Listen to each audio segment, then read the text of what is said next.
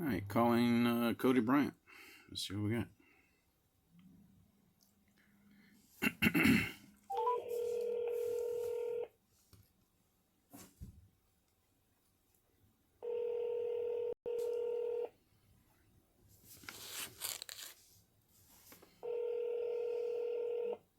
Hello?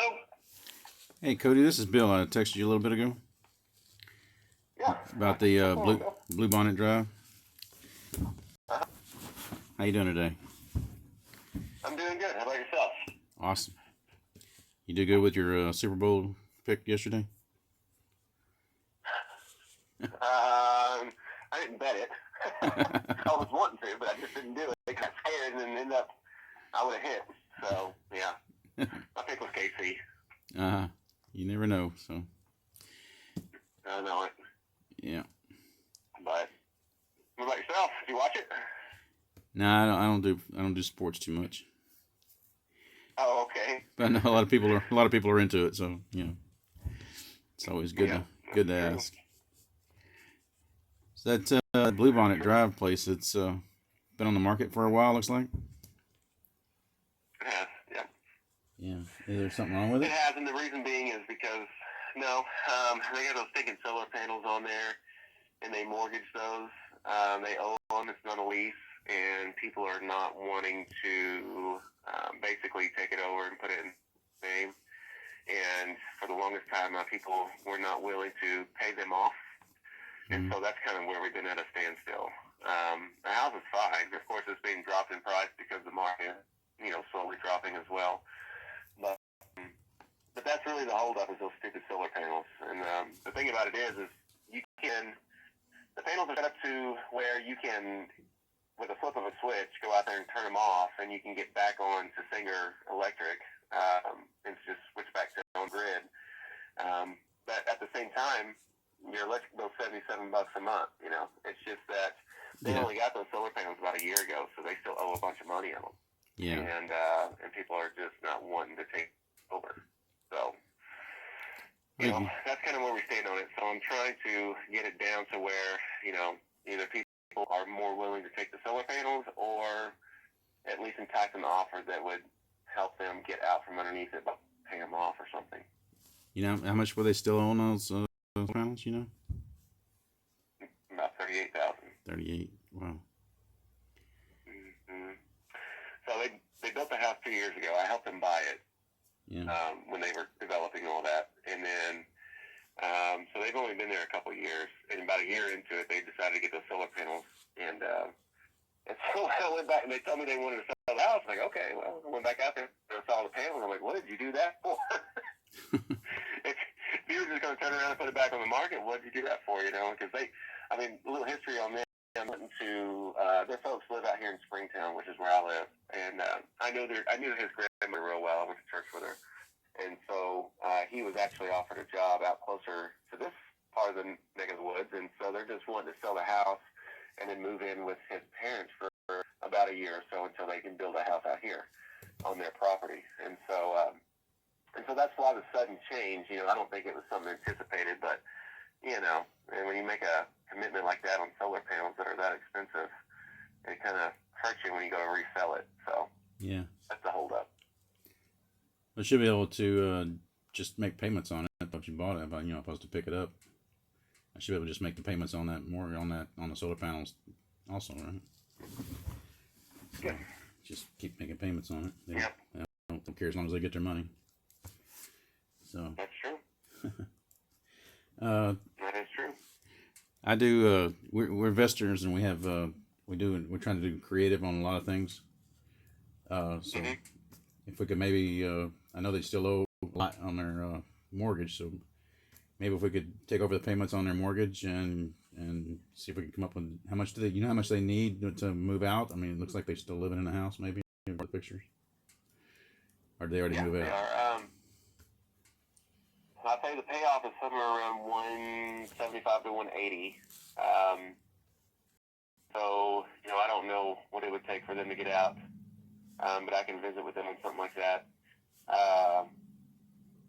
And I've had others suggest the same thing, and they were a little tentative because they were a little scared of what happens if they take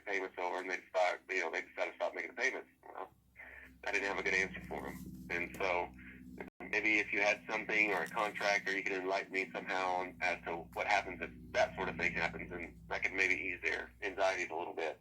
Absolutely, we get that all the time.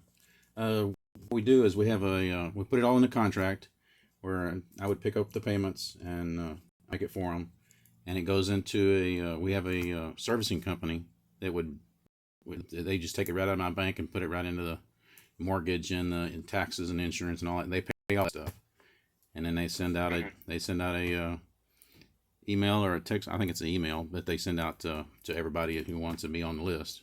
So if they can, some people care, some people care, to be able to get whether they're, just to make sure that they're getting paid, everybody's happy.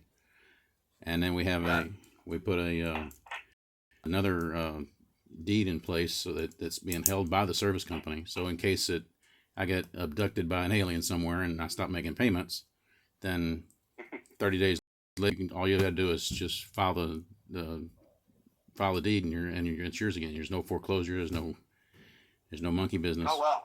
So that way we're covered. You're covered. Everybody's happy. And I'm not going to put down, a whole bunch of money into the place and then stop making payments. It's just not. It's not prudent. So, but I can understand where they would be. Well, what happens if they don't stop making payments? Well, then you get the mortgage back and you sell it again. I mean, but yes, it's not going to happen. But if it, just to make them feel better, we put in place, and the servicing company. Okay. Okay. Do y'all pay out the equity all at once, or is this almost kind of like a seller financial? Typically we do a seller finance on the equity portion of that. So we pick up the payments from the mortgage and then seller finance them, whatever put it down to help them move or something. We can usually do a little bit there. Of course, the lower we keep it, the better chance we got of renting the thing. And we got to pick up the payments on the panels also. So we'll pay all that. So it'll be If you think maybe we can work something up for that. Okay. I'll tell you that the payments are $11.50 a month. That's their on interest rate's like 3%. That's on just the mortgage, right? That's on the mortgage. No, that's all. Oh, total. No, that's everything. But that's $1,100 a month on that. That's including I'm sorry. the solar panels too, correct? No. Those are $77 a month. Oh, 77 extra. Okay, I got you. And then their interest rate's 2.8 actually. I'm sorry. 2.8 on the interest rate, and then I think their insurance is like $175 a month. That's included with the payment that I gave you. Okay. And they still have an 8-year mortgage on it, so they're not even close on that. But their payments are low because when they bought the home wasn't priced very high, and they put a good chunk down, so they've got some room for equity there, and they're paying high because of the interest rate. Okay. So on this, so how much do you think that they would need on their for their equity? I mean, as far as, we're at 180 plus 38. That's 220 or something like that already. So we're looking at maybe $100K or something like that. Is that for I would think so. Equity there? Okay. Yeah.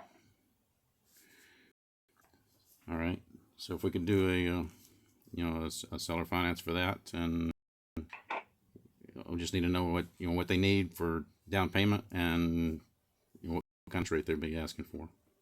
If they're if any, a lot of times sometimes what we do is we'll take it, the interest rate back in on top of that, and then so they're getting their interest up front, kind of, so it ends up being equity only, because if we financed out in 2 years, then their equity, then any interest rate they would be getting is gone. So a lot of times we can work it out where we can add a little bit on top of that just to cover them up. So that's kind of the way we like to do it if we can. So when we get to rent, we don't have to deal with all that. If I made an extra payment or something, how do you figure out the extra payment, or that garbage? So I know it sounds complicated. Maybe I'm over it here, but if you think they'd be interested in it, I'll be great. Okay. Yeah, no, this is something new to me and to them as well. You know, they've never done anything like this, and so yeah, most people. Like I said, there's another guy that kind of same sort of deal, but he couldn't give us very good answers. So yeah.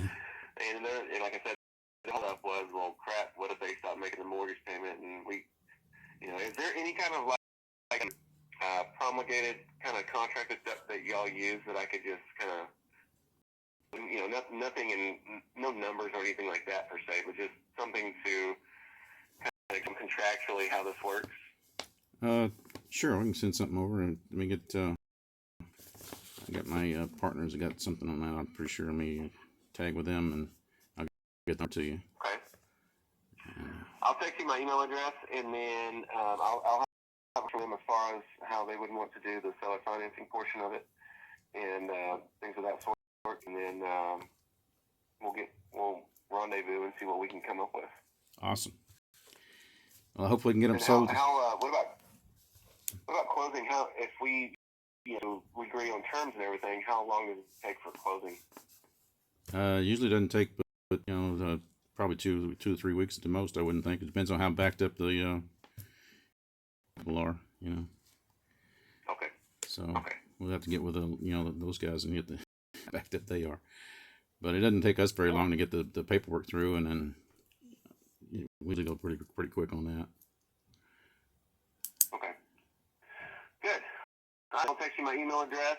I'll visit with them again on it, and I'm glad that you explained that, because I didn't understand the whole deed process of, as far as, not making a payment or whatever. But, yeah, you send that to me, and then I'll visit with them on the seller financing terms, and then we'll meet back.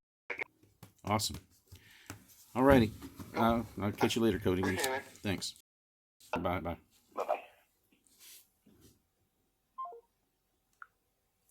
Yes. That was Cody Bryant on Bluebonnet Drive in Sanger on 13 February.